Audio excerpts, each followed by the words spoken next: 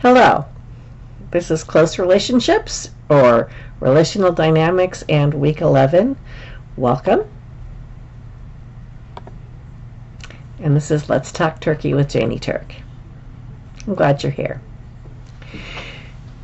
So this week, reading the chapter in your textbook, and I give you a little screenshot of it here. Be sure and write your 2 chapter notes. We are getting to the end of the textbook, so you should have a chance to do that and get caught up. And we're going to talk about what attracts you. And there are a million theories about attraction. I'm going to share a couple with you and some of the research behind it. So join me on this ride. I'm going to be excited to hear what you think in terms of what theories work for you.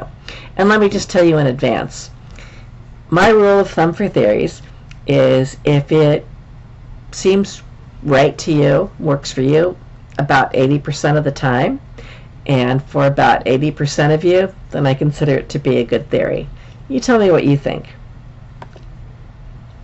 So you probably already know, and you've probably heard all about appearance and how we're attracted to people who look in particular ways, and how appearance, what's attractive, has changed over time and certainly changes over culture. Some of the studies say that usually relationships are most successful when, on an unbiased scale of 1 to 10, that you're both within a point or 2 points of the same number, but certainly appearance can be one of the factors in attraction. And similarity, and this is one that I find fascinating. You might have heard familiarity breeds contempt. Well, similarity, we all need some of it, and how much similar we need is entirely dependent on who you are. So I know from reading some of your papers and posts that one of the things that you fight about, at least some of you in your relationships, is your differences for cleaning styles. So similarity might have to do with economics. We'll talk more about that one later. It might have to do with what kind of a family you grew up in. We'll talk more about that one later. It might have to do with how educated you are, or what you think is important, or even what you do for fun.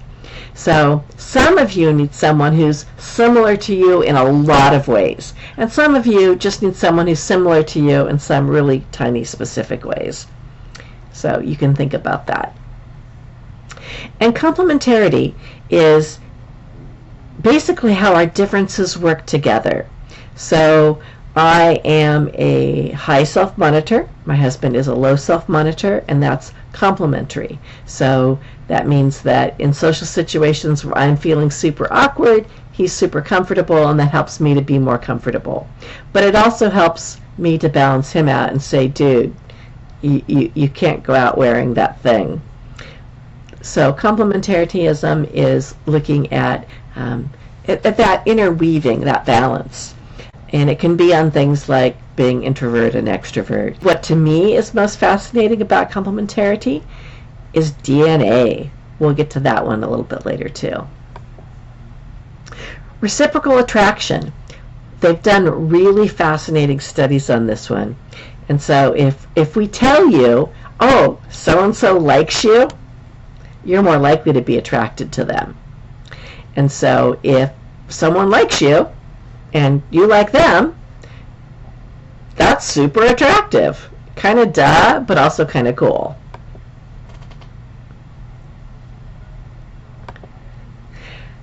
Competence. And this is something we talk a lot about in my other communication classes, but we are attracted to people who are good at doing their jobs, who are good at running their lives, who are basically successful and competent. We like people we feel close to, and as we talked about before, we feel close to you if you disclose. Not too much, no TMI, but if we feel like we know you, we're more likely to be attracted to you.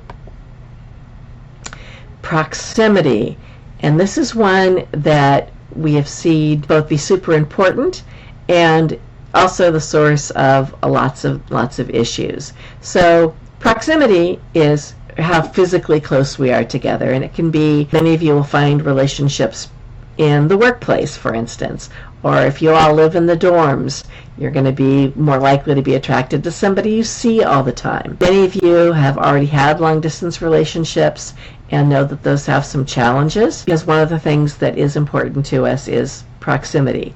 And yet, lots of people make long distances work. Although my favorite story might have been Lotus Weinstock. And she and her husband could not live together. They had houses next door to each other. Now, I'm never going to have the kind of income that allows me and my husband to have houses next door to each other, and I'm not sure I'd like it, but I thought the concept was fascinating. Rewards. So are there benefits of being in a relationship with you? And we typically think of this when we look at a May-December relationship where one of the parties is much older and the other party is much younger and maybe brings both youth and good looks to the table, and the older party brings power, connection, and money. Those are all typical ways that we look at relationship. And so these elements appear in lots and lots and lots of different theories. And I'm just going to kind of skim over them, and you can read more about them if you so desire. I'm going to talk a little bit more about some of the other theories just because I think they're cool. So if you've studied psychology, you might have studied birth order theory. Birth order theory in mate selection is using that same theory as a starting point. So it says, for instance, that firstborn children are likely to be bossy and controlling and good with money and good at dealing with people in authority, maybe not so good at dealing with peers.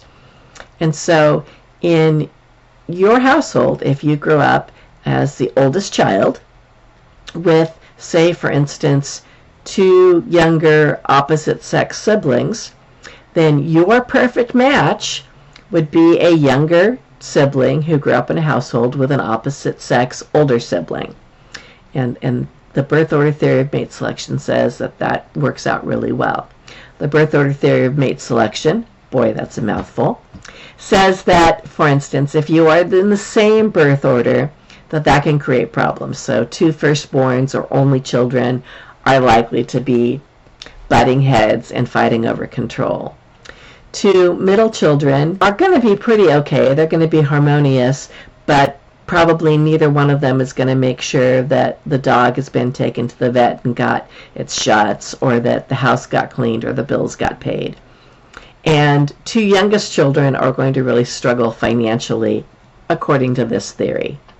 And so if you think this is interesting, go ahead and look into it some more and see what you think in more detail. I will say, however, please do not go home and say, honey, I'm sorry, we have to end our marriage because my communication teacher says that we're not well suited for each other. Rather, this is more of a cautionary tale, so that if you are in a relationship with somebody who has the same birth order as you do, just be aware that you might have some of those hurdles to jump. As one of your classmates pointed out, birth order theory can be like some other theories, kind of like horoscopes, that they can be made to apply to everyone. Because, so if you could ask me, and I could say that I'm an only child.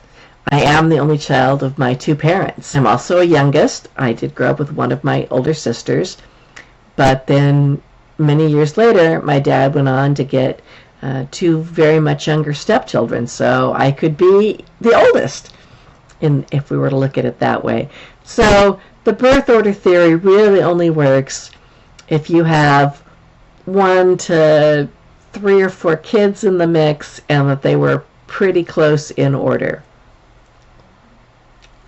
Doesn't always work. And so if you're trying to stretch it, probably should move on to a different theory. I promised I'd talk about the DNA theory. It is one of my very favorites. And they've done lots of studies testing this. So the hypothesis came about when they were studying mice. And they learned that mice could smell the DNA. And that mice, in smelling the DNA, were looking for mice that had complementary DNA with obviously not the forethought, but the instinct that would give them the strongest, healthiest babies. And then they found out people do the same thing. So there have been lots of studies that have tested this. Typically what they do is they recruit a bunch of college men to wear clean, white, unscented t-shirts without antiperspirant or deodorant, and to not wash those shirts for a couple of days while they're wearing them. And then they put them in a vacuum seal bag, take the guy's DNA. They'd have a bunch of women whose DNA they've also collected smell the shirts and rate it and describe the smell. And what they found, in short, was that when two people had complementary DNA, that the women were more likely to describe that smell as smelling like their current or ex-boyfriend or husband. And when they had similar DNA, that they were more likely to describe it as smelling like dad or brother or uncle. So we can in fact smell DNA, which says then that when you're going out on the date and you take that shower before you go out and wash off all of your DNA scent, don't replace it with cologne. I mean, do go out clean, but let your date smell you. And then there's the economic theory. And this can have something to do with money, but that's not really the way that we're using it. And this is a theory that I think is maybe my favorite theory, because I think it describes more of what's going on in relationships, although all of the other stuff plays a role too. So think of it this way. Think of it as you have the bank of you. And in your bank, you pass out lines of credit. And so, for instance, I meet you and we seem to hit it off, and we decide we're going to go out and do lunch together. So you extend me a little tiny line of credit that you make a lunch date with me. And I'm not even talking about romantic relationships here. It could be any kind of attraction. So we go out to lunch, it's successful, we both have a good time. That will expand that line of credit. But let's say, because I forget, you're going to be like, whoop, take that line of credit back because you showed me that you're not worthy of my credit. And the longer that we're in a relationship, the more credit we build up, and the more that we can weather. Unfortunately, this also is one of the theories that is used to explain how abuse works. So if we're in a relationship and it started off with maybe love bombing, and that love bombing helped me build up a pretty healthy line of credit, and then I lose my temper and I scream and yell awful things at you, you're more likely to take it because I have that little bit of credit. But at the same time, my screaming at you lowers the bank of you's credit score, and so the next time I can get away with more, and it's harder for you to leave me because I have succeeded in making you feel less worthy. And that's one of the reasons why it can be hard for people to leave abusive relationships. So this is going to be a short video because there are so many videos out there that talk about attraction theory, and I am not the expert. But if any of these interest you, I hope you look into them more.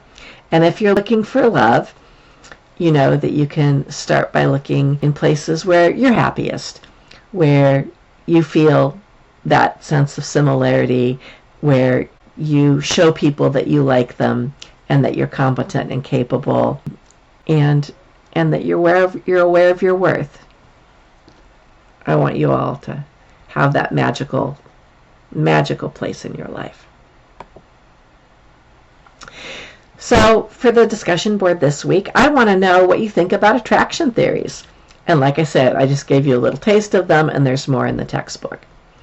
What makes the most sense in your experience? And what do you think about the birth order theory? Or if you would prefer, you could write about what you think about the economic theory. Or if you do more research, the DNA theory. By Sunday, I want you to read and reflect on your classmates' post and respond to two with your thoughts, how they answered. So you're going to start off by saying, hey, this theory really makes sense to me, or I've seen it play out in my life.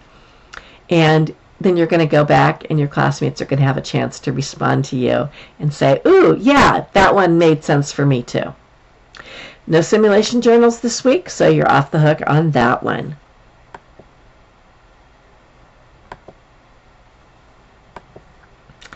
And in case no one said it today, I love you. And this has been Let's Talk Turkey with Jayne Turk. I hope you have a really fabulous week. Thanks for being with me. And if this content is something you appreciate, please like, follow, and share. Have a good one.